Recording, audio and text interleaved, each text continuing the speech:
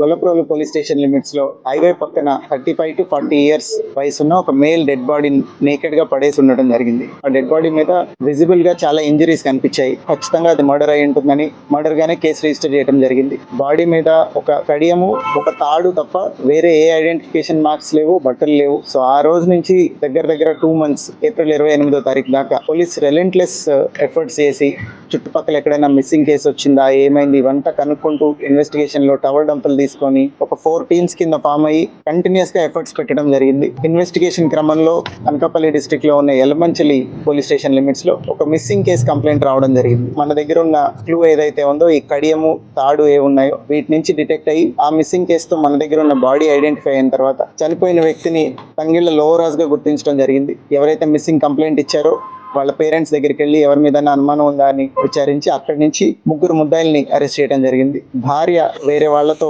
వివాహేతర సంబంధం పెట్టుకొని దానికి అడ్డుగా ఉన్నారని ఈ లోవరాజు గారిని, మాడే మోహన్ కుమార్ అనే ఆయన, శ్యామల గారు, అట్లనే గంగాధర్ గారు అనే ఆయన, ఇంకొక ఆయన అకంప్లిస్ ఉన్నారు. వీళ్ళ ముగ్గురు కలిసి ఆయన్ని వాళ్ళ ఇంటి దగ్గర హత్య చేసి 4-wheeler లో తీసుకొని వచ్చి ఇక్కడ రోడ్ పక్కన పడేయడం జరిగింది. ఒక 48 hours ఐడెంటిఫై చేయకపోవడంతో బాడీ బాగా ప్యూట్రిఫై అయిపోయి బాగా ఉబ్బిపోయింది. అందుకని వెంటనే ఆనవాళ్ళు కనుక్కోవడం డిలే అయింది. So I congratulate all the teams who have worked in this case.